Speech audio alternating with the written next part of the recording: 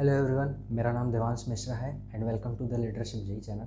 सो basically इस वाले video में क्या हम लोग डिस्कस करने वाले हैं, डे वाइज कितनी स्ट्रेटेजी जो हम लोग अप्लाई करने वाले हैं इन 30 डेज़ में, जो अभी जेई मेन फरवरी एग्ज़ाम से बचा हुआ है। उसमें हम लोग बेसिकली दो बच्चों के बारे में बात करने वाले हैं। एक उनका जिनका पूरा सिलेबस ख़त्म हो चुका है अब तक, और दूसरे वैसे बच्चे जिनका सिलेबस अभी थोड़ा सा कंप्लीट है और कुछ पोर्शन जो है उनके बचे हुए हैं।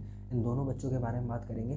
और तीसरे कुछ ऐसे बच्चे भी होते हैं जो क्लास 12th में ही डिसाइड कर लेते हैं कि टारगेट करना है आगे चल के, या फिर आगे भी प्रिपेयर करना है उनको। तो तीसरे और लेकिन उनका कुछ भी कंप्लीट नहीं है, वो जान रहे हैं कि वो सारा टाइम वेस्ट अपना कर चुके हैं 11th-12th में। तो उनके लिए क्या करना है वो भी थोड़ा सा डिस्कस करेंगे इसमें। लेकिन मेजरली जो दो तरीके के बच्चे हैं, जिनका एक पूरा सिलेबस ख़त्म हो चुका है और दूसरा जिनका कुछ सिलेबस कंप्लीट है कुछ नहीं कंप्लीट है। तो बिल्कुल एकदम डे वाइज स्ट्रेटजीज़ के साथ चलेंगे कि आज क्या पढ़ना है, 23rd को क्या पढ़ना है, 24th को क्या पढ़ना है। इस तरह करते करते 20 फ़ैब तक आपको क्या क्या पढ़ना है डे वाइज बात करेंगे। और आपको किस तरीके का प्लान रखना है अपने पूरे पूरे दिन में, किस तरीके का प्लान रखना है। लगभग 10 घंटे की पढ़ाई तो आपको पढ़नी ही पड़ेगी, क्योंकि लास्ट मंथ चल रहा है। और जितने भी बच्चे निकालते हैं जेई मेंस क्रैक करते हैं एक अच्छे मार्क्स से, वो सारे last month. It might be possible कि आपका सिलेबस तो ख़त्म है लेकिन आप उतने अच्छे से नहीं, उतने इफेक्टिवली नहीं पढ़े हैं। जो पिछले भी साल हैं साल आप पढ़े हैं 2 साल, उसमें आप उतना इफ़ेक्टिव नहीं पढ़े। लेकिन ये लास्ट मंथ कई बच्चों का मार्क्स जो है इम्प्रूव कर देता है, कई बच्चों का रैंक बहुत ज़्यादा बूस्ट कर देता है ड्यू टू जो स्ट्रेटजी अभी मैं बताने वाला हूँ, या जो डे वाइज स्ट्रेटजी बताऊँगा, या प्लान जो सेट किए हैं उसको फॉलो करिएगा। और आंख बंद करके बिल्कुल फॉलो कर सकते हैं उसको। तो डिस्कस करते हैं। तो सबसे पहले 2 चीज़ हम लोग डिस्कस करेंगे। एक तो आपको पूरा डे अपना किस तरीके से रखना है इन 30 दिनों में, वो डिस्कस करेंगे। और दूसरी चीज़ उस तरीके से डिस्कस करेंगे कि आपको हर डे पे क्या क्या पढ़ना है, ठीक है। और उस पर कुछ शॉर्ट नोट्स के बारे में बात करेंगे, किस तरीके से आपको शॉर्ट नोट्स इस जो थ्योरी वाले पोर्शन में जब आप थ्योरी पढ़ेंगे तो किस तरीके से शॉर्ट नोट्स क्रिएट करेंगे, उसकी भी बात करेंगे। तो चलिए देखते हैं किस तरीके से करना है आगे का काम। देखो यार, तब स्टार्ट करते हैं। तो सबसे पहले डे वाइज स्ट्रेटजीज डिस्कस कर लेते हैं, और ये दोनों के लिए सिमिलर होने वाला है। मतलब जो बच्चा पूरा सिलेबस कंप्लीट कर लिया उसके लिए भी, और जो बच्चा अभी पार्शियली कुछ सिलेबस कंप्लीट किया है, कुछ सिलेबस नहीं कंप्लीट किया है, तो किस तरीके से आपको अपने डे का प्लान पूरा रखना है, किस तरीके से सुबह उठ के और रात तक किस तरीके से जाना है, उसके बारे में सबसे पहले डिस्कस करेंगे। तो मतलब 6 बजे उठना है, यानी कि आप 15 मिनट पहले उठ जाइए। और उसके बाद तुरंत बेड से उठने के बाद तुरंत आपको पढ़नी है इनऑर्गेनिक केमिस्ट्री, यानी कि इनऑर्गेनिक केमिस्ट्री का क्या करना है, रिवीजन करना है अपने को, ठीक है। फिर तुरंत उसके बाद 6:30 से थोड़ा सा फ्रेश होके उसके बाद 7 से 9 फिर उसके बाद आपको क्या करना है, फिज़िक्स पढ़ना है। और वो फिज़िक्स में क्या पढ़ना है वो अभी आगे जो पीपीटी आएगी उसमें आपको पता चलेगा।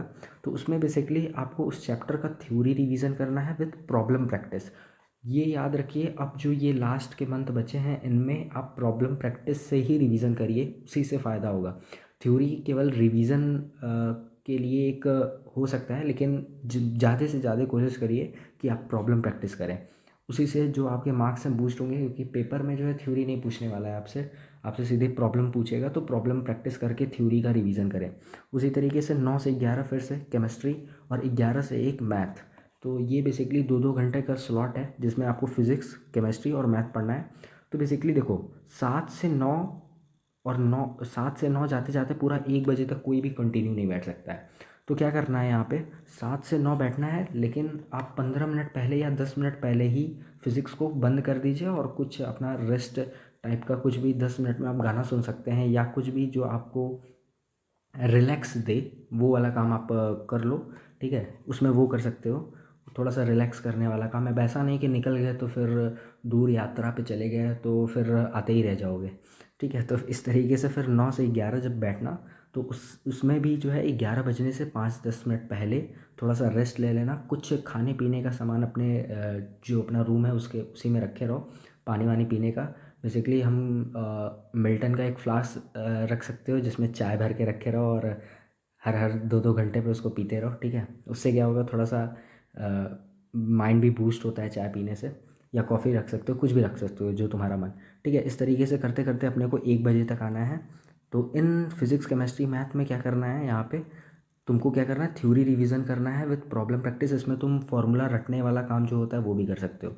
और उसके बाद फिर 1 से 2 क्या करना है अपने को, लंच करना है और 15 मिनट का थोड़ा सा, अब सोने मत लग जाना ही बिल्कुल, नहीं तो फिर पता चला उठे 6 बजे, कुछ क्या हो गया पता ही नहीं चला, फिर उठोगे डीमोटिवेटेड सा फील करोगे।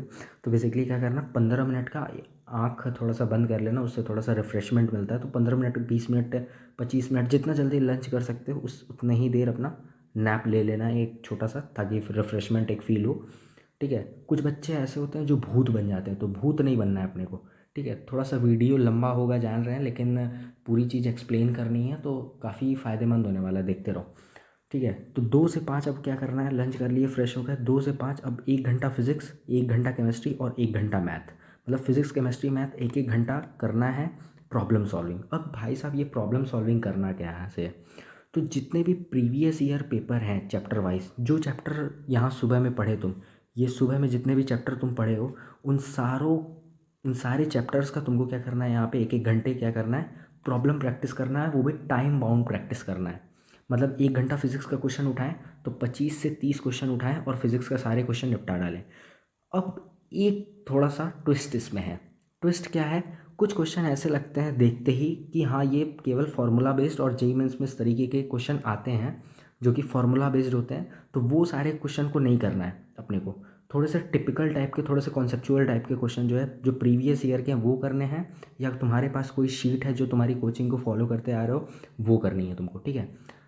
तो फिजिक्स केमिस्ट्री मैथ समझ में आया। इसमें क्या करनी है, प्रॉब्लम सॉल्विंग करनी है प्रीवियस ईयर पेपर की, या फिर तुम्हारे पास जो शीट है जिसको तुम फॉलो करते आ रहे हो 2 साल 1 साल से, उसको सॉल्व करना है। बेसिकली यहाँ पे टाइम बाउंड प्रैक्टिस करनी है, और फिर बाद में उसको रिव्यू करना है कि तुम्हारा आंसर क्या, कहाँ गलती हो रही है, या तुम अपने किस कॉन्सेप्ट में गलती कर रहे हो। फिर 5 से 6 एक ड्रिंक ब्रेक ले सकते हो, जैसे टेस्ट चलता है तो यहाँ पे भी जो है T20 टाइप चल रहा है, लेकिन टेस्टी की तरह समझ सकते हो क्योंकि लंबा जाने वाला है ये। तो टी ब्रेक एक ले सकते हो छोटा सा। इसमें थोड़ा सा अगर डाउन फील कर रहे हो तो 10 15 मिनट आँख फिर यहाँ पे बंद कर सकते हो, एक नैप ले सकते हो छोटा सा। ठीक है। फिर उसके बाद 6 बजे फिर अपने को पढ़ने बैठ जाना है, 6 से 7:30। ठीक है। 6 से 7:30 क्या करना है, फिर से अपनी क्या करनी है, फिजिक्स की प्रैक्टिस करनी है। तो फिजिक्स की प्रैक्टिस पे एकदम दमखम लगा दो। कहाँ से करनी है भाई साहब, प्रीवियस ईयर, जितना ज़्यादा प्रीवियस ईयर करोगे इस टाइम पे उतना ज़्यादा बेनिफिशियल होने वाला है।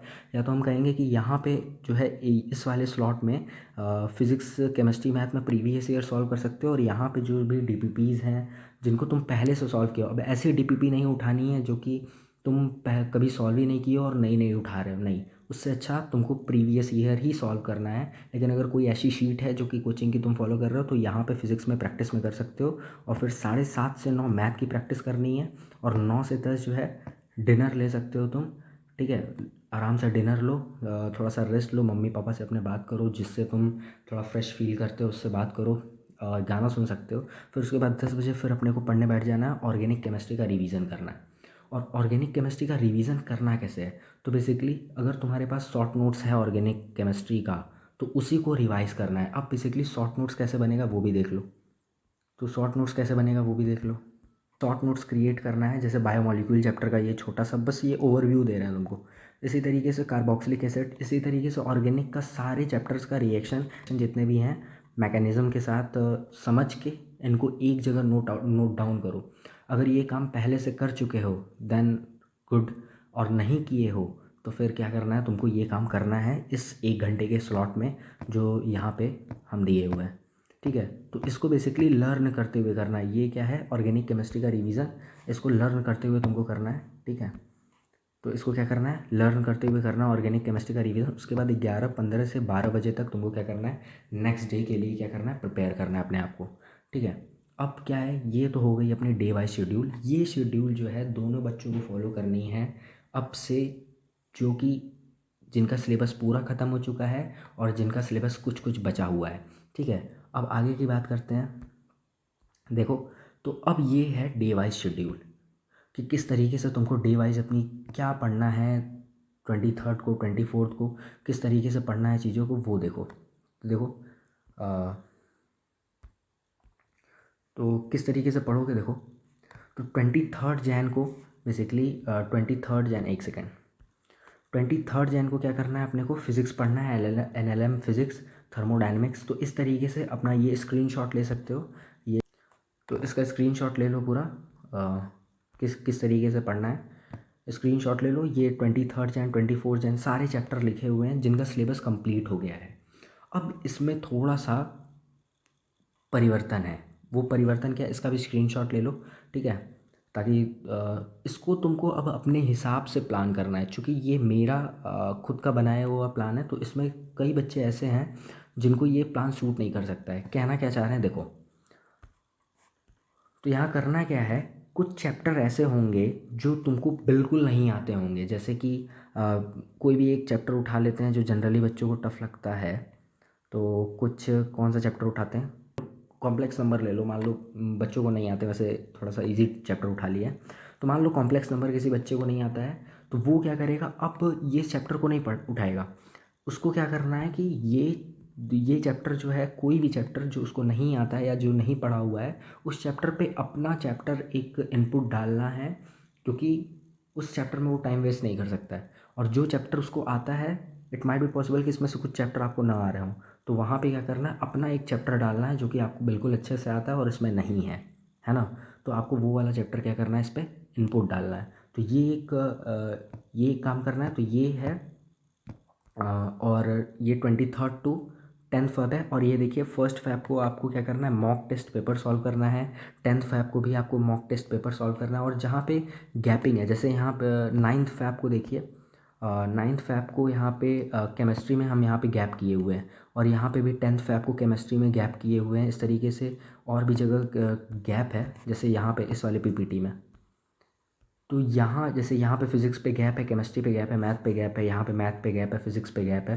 तो यहाँ पे वो चैप्टर आपको फुल करने हैं जो कि आपको थोड़ा सा कम आते हैं, या जिसमें आपको लगता है कि नहीं ये आते हैं लेकिन प्रैक्टिस थोड़ा सा और करना चाहिए उस पर। तो यहाँ पे वो सारे चैप्टर डाल सकते हैं। और इन चैप्टर के जगह, जैसे मान लीजिए ये पैराबोला, हाइपरबोला और एलिप्स कोई कभी पढ़ा ही नहीं है और उसको अभी पढ़ना है, तो वो क्या करेगा, इस चैप्टर को स्किप कर देगा क्योंकि उतना टाइम अभी बचा नहीं है। या तो फिर उसको स्टार्टिंग में पढ़ सकता है, तो इस जगह अपना एक दूसरा चैप्टर लाएगा जो उसको अच्छे से आता है, ठीक है। तो इस तरीके से चलेगा ये चीज़। तो इसका स्क्रीनशॉट ले लो, ठीक है। तो इन दोनों का स्क्रीनशॉट ले लो, और ये सारे जो हैं इसका भी स्क्रीनशॉट ले लो। ये सारे चैप्टर हैं। शायद कुछ बच्चे आज पहली बार देख रहे हो कि अरे यार ये क्या दिख रहा है, ठीक है। तो ये इसका स्क्रीनशॉट ले लो। ये चैप्टर है, फिज़िक्स का पूरा चैप्टर है, केमिस्ट्री का पूरा चैप्टर है, मैथ का पूरा चैप्टर है। और इसी तरीके से यहाँ भी फिज़िक्स, केमिस्ट्री, मैथ, मतलब ये पूरे 31 चैप्टर मैथ्स में, 33 चैप्टर केमिस्ट्री में और 23 चैप्टर फिज़िक्स में। तो इन दोनों का स्क्रीनशॉट ले लो, और ये यहाँ इन चैप्टर्स की मदद से यहाँ पे अपना सारे चैप्टर फुलफ़िल करते चले जाना, जो जो तुमको आते हैं और जो जो तुमको नहीं आते हैं। तो इट माइट बी पॉसिबल कि इसमें से कुछ आ रहा हो, तुमको कुछ ना आ रहा हो, तो वो चैप्टर हटा के अपना चैप्टर इनपुट डालना है। तो इस पर तुमको भी मेहनत करनी है अभी थोड़ी सी, ठीक है, क्योंकि मुझे नहीं पता है कि कितना तुम कंप्लीट किए हो या नहीं कंप्लीट किए हो। और ये थोड़ा सा एक छोटा सा और एग्जांपल के टाइप का देख लो। जैसे ये देखो स्टैटिस्टिक्स का नोट है। तो कई बच्चों को ऐसा लगता है कि यार स्टैटिस्टिक्स में कितना पढ़ना है कितना नहीं पढ़ना है।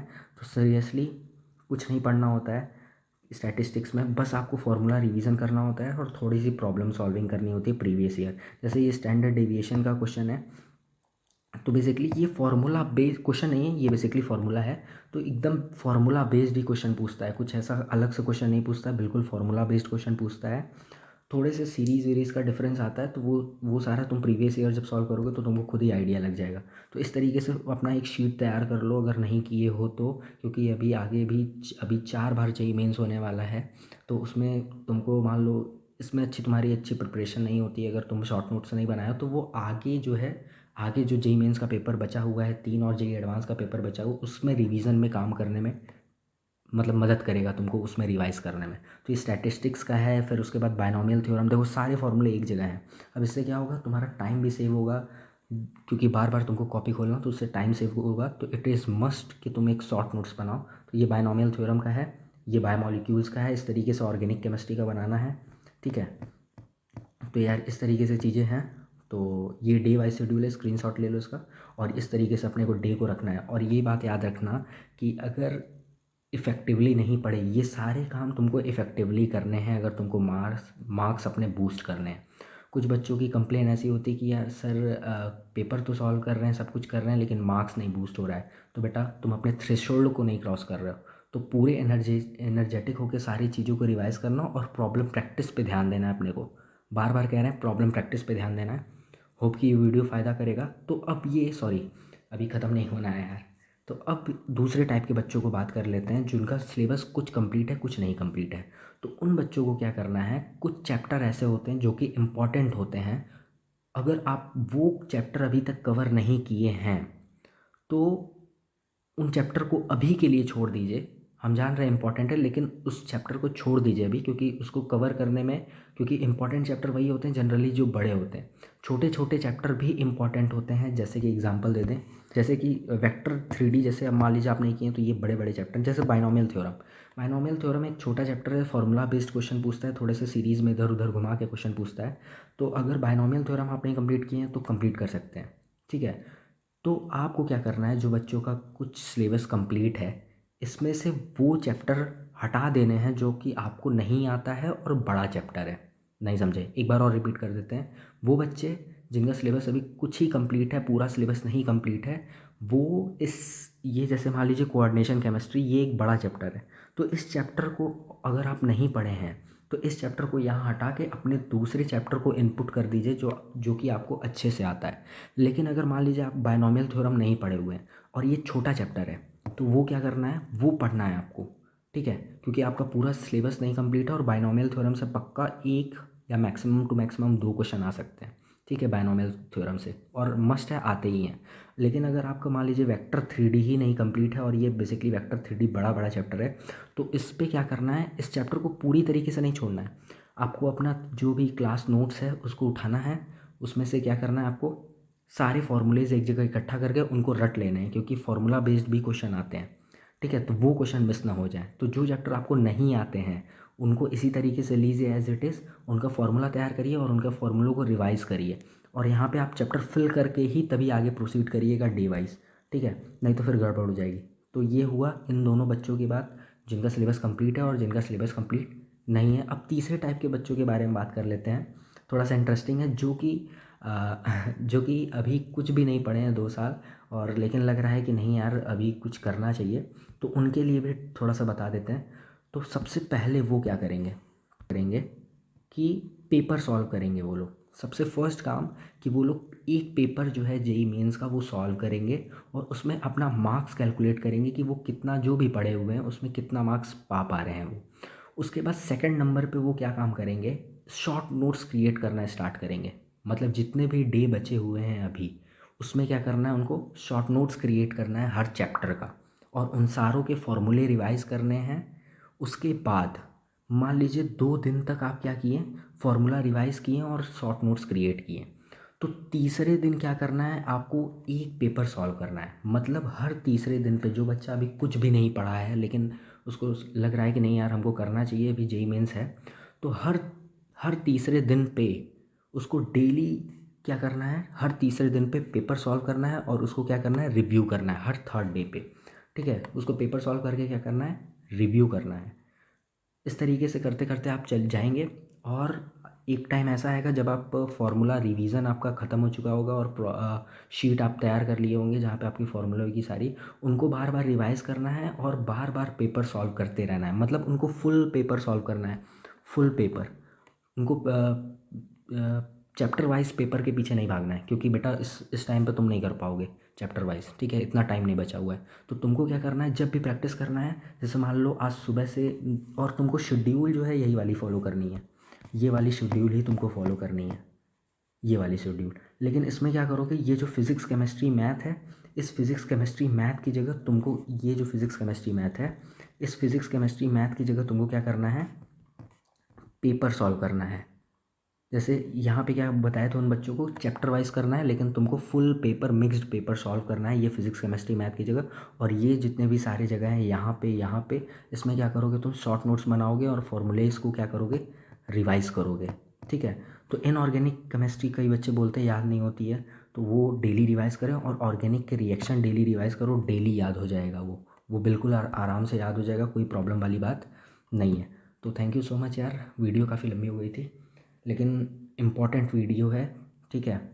तो चैनल को क्या करो, सब्सक्राइब मार दो, ठीक है, और नोटिफिकेशन बेल को दबा दो, और इंस्टाग्राम पे भी फॉलो कर सकते हो, कोई क्वेरी हो तो पूछ सकते हो, कमेंट कर दो, ठीक है।